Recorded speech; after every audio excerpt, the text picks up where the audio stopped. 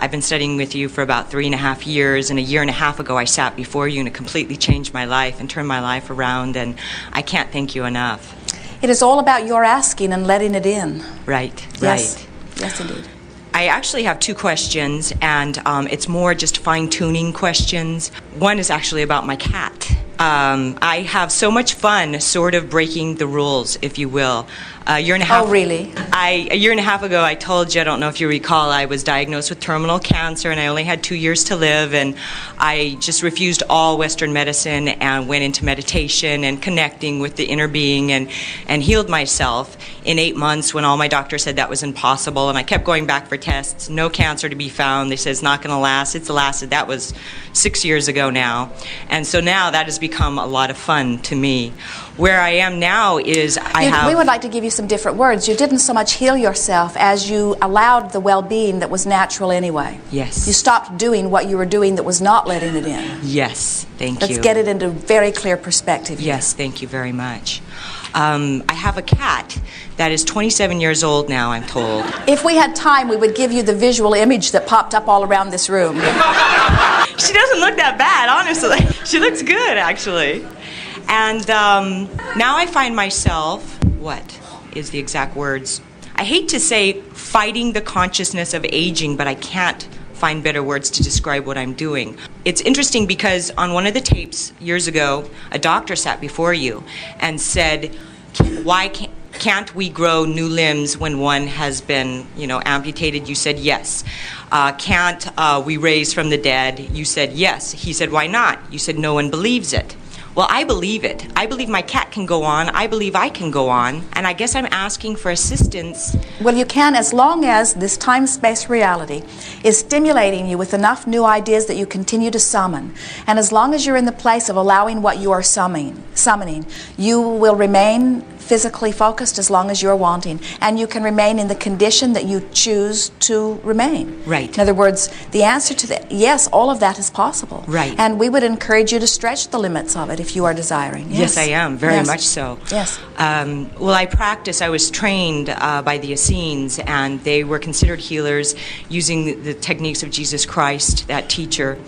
And my question is sort of, in the healing work that I'm doing, I do believe that we're actually just kind of reflectors. We don't do any healing at all, honestly. We just, as you've said, we focus on what their intention is and what their desire is, and sometimes through our focus, the healie is healed.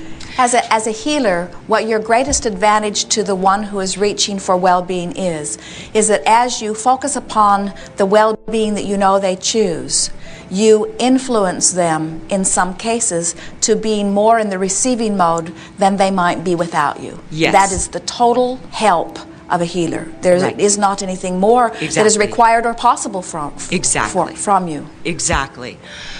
But I'm curious because since I do believe that a physical being can go well into their 100s, that they can regrow a limb if they're choosing, why, even though I believe that, it's not showing up in my physical experience? Well, it may be that more of your physical experience is wanting to aggravate you into a stronger wanting. Okay. In other words, your wanting may not be as clear or as pointed as you think, or you may have more resistance on the subject. It wouldn't surprise us if a little bit of both is present. Right. It's not easy to be part of your time-space reality and expect to be eternally in this body or even a long time in this body. Right, right. I understand. You live in a world that is very age conscious, and it's not only that the world is age conscious, it's that it is almost demanding of you to act your age. Yeah.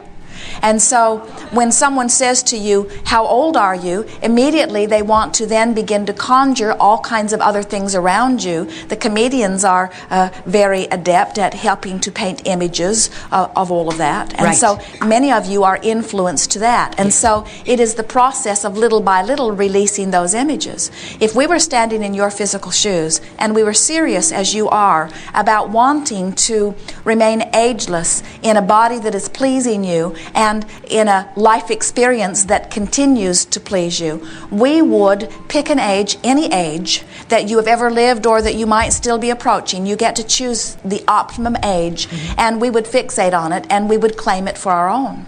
Great. And in the same way that you might have an outdated address on your driver's license. Just accept that there is an incorrect birth date on your driver's license, and don't let it be any big thing. Let age be a non-issue. Well, I always tell people that. Oh, that my driver's license is wrong. I'm not that old. Well, what we're getting at here is that while there is fun around it, we do not feel that any of you are really believing that you are ageless or timeless. Right. And we are wanting you to know that you can be, because the source energy is responding to you. Your resiliency, everything about decline is about pinching off of energy. None of it is about moving through time. And the reason that it is so common that people tend to decline as they move through time is they pick up more things to worry about and more things to push against as they move through time. Yes. But it does not need to be that way. Yes, I understand. And so my beliefs shifting in this way, am I influencing my cat, my own vortex? Is that influencing my cat for her? Actually, the cat had the idea first. You picked it up second. That's great. I love that. Just because another spiritualist told me this cat is your greatest teacher. And for some reason it resonated. You know, so Well, think about it. The cat is not worried about death, so it is able to live. The cat is not caring what anyone thinks, and so it is always in a place of pure positive energy. The cat is listening to its own counsel. Have you noticed how little it listens to you? Yes. And I'm curious to hear your thoughts on, for example, we've talked a bit about the beasts, but the consciousness, meaning can a cat reincarnate into a human, or do they only stay in cat consciousness and continue to reincarnate as cats? Well, here we really want to talk about this in a way that you will hear it easily, because there is a stream of energy. It sometimes gets a little uncomfortable, because what we're going to say next is going to make physical humans worry that they might not have some cat energy in them already. But the thing that we want you to realize it is all consciousness. And this consciousness sometimes focuses in humans, sometimes focuses in cat, and all of it adds to the consciousness and the experience of the whole. And while it may surprise you, in other words, as you are in this physical body, you are a woman, you can be a mother, you can be a sister, you can be a lover, you can be a tennis champion, you can be an accountant, but you are rarely all of those things at the same time, where from your broader non-physical perspective, you are many things all at the same time. Yes. And so, yes, the consciousness that you know, here's an easier way to say it. Sometimes physical friends will have an animal that is particularly dear to them. And when the animal makes its transition into non-physical, they will want that same sweet spirit to join them again. And we say it always can. And it's easier for you to anticipate it coming forth in the cat, which reminds you of the cat that you've already achieved your relationship with. So you have something to do with the way that it manifests. But sometimes the reason that you have such an affinity to the animal to begin with is because some of the same energy that is you is within it. In other words, sometimes it is another aspect of you that is within that, just adding to the broadness of your experience. You hear us say, and it's easier for you to hear it, that you have soulmates among humans. But when we say you have soulmates among animals, it becomes a little worrisome to those of you who have been worried about that karmic wheel.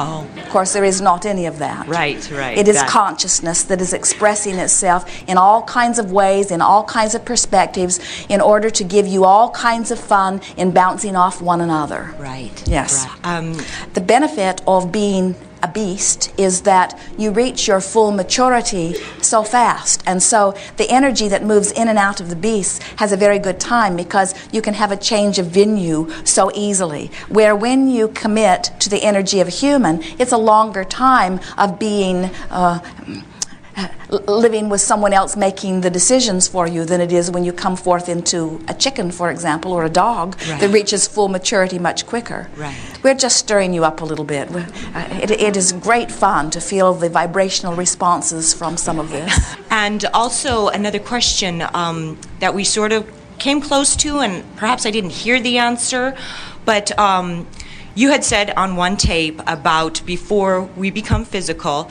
you said we're not particularly sitting on a cloud with our feet dangling going, ooh, Malibu, that's where I'm going to go next. You said it's more, you know, of course, the loving law of attraction.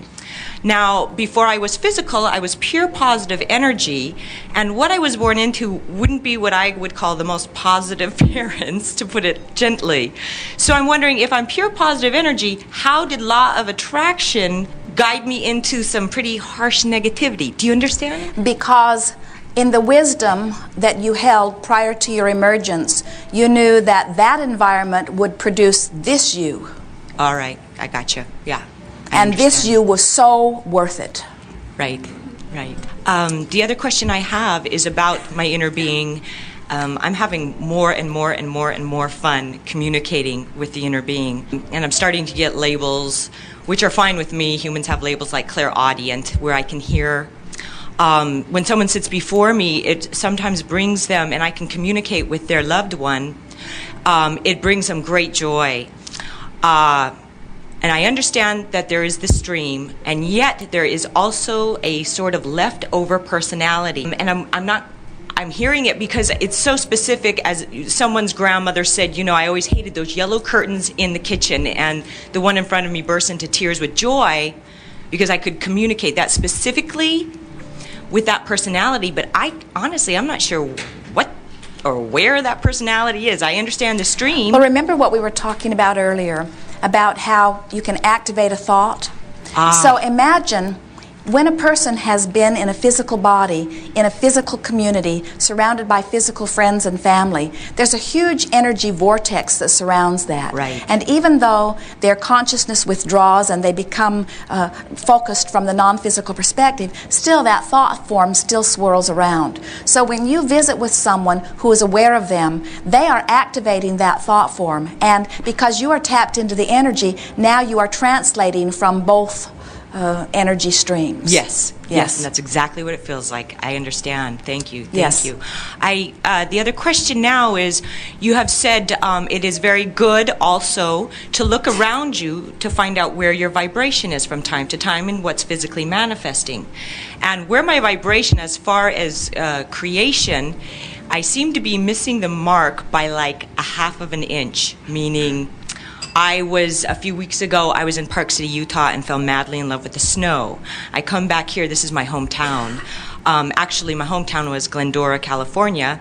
I live here in Burbank now, and I asked you specifically on a Tuesday, I spoke with Abraham, you guys, and said, how about some snow here?